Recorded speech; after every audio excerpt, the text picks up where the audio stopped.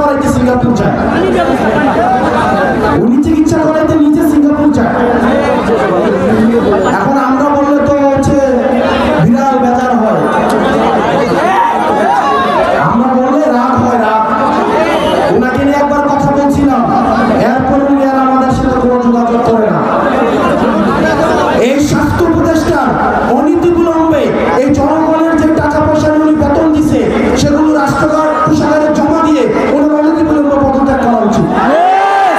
আমরা বাংলাদেশে তদন্ত কমিটির খেলা দেখতে চাই না। আমরা দেখতে চাই এই অভ্যুত্থান পরবর্তী বাংলাদেশে এই তদন্ত কমিটিগুলো প্রত্যেকটা ঘটনার পিছনে কোন ব্যক্তিগুলো দায়ী, কোন সিস্টেম দায়ী, কোন প্রতিষ্ঠানগুলো দায়ী, সেগুলো খুঁজে বের করে তদন্ত সাপেক্ষে তাদেরকে যেন শাস্তির আওতায় নিয়ে আসে। আমরা এই বাংলাদেশে এমন ধ্বংসের পরে আর কোন চুরির খেলা দেখতে চাই না। প্রত্যেক আমাদের আহত ভাই বোন যারা আমরা যাদেরকে হারিয়েছি তাদের পরিবারের পাশে এই সরকারকে নিজের সর্বোচ্চটুকু দিয়ে দাঁড়াতে হবে। তাদের ওই নিষ্পাপ সন্তানদেরকে ফিরিয়ে দেওয়ার মতো সামর্থ্য এই পৃথিবীতে আর কারো নেই। কিন্তু এই সরকারকে, এই দেশের বিচার বিভাগকে এই ঘটনার তদন্ত সাপেক্ষে সুষ্ঠু বিচার নিশ্চিত করতে হবে এবং সেই দায়িত্ব এই সরকারকে নিতে হবে।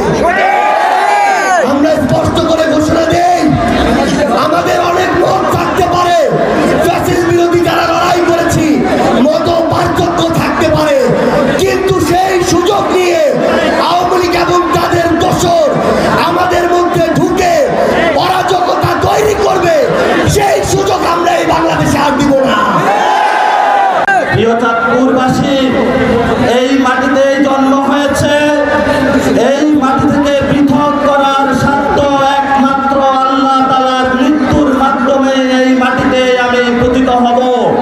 কেউ যদি ষড়যন্ত্র করে আমাদেরকে বারবার হত্যা করতে আসে, খুন করতে আসে, ততবার আমরা আবার জেগে উঠে বলবো বাংলাদেশে আর কোন ফ্যাসিস্ট খুনি হাসিনার মতো স্বৈরাচার আমরা কায়েম করতে দিব না, দিব না, দিব না ইনশাআল্লাহ।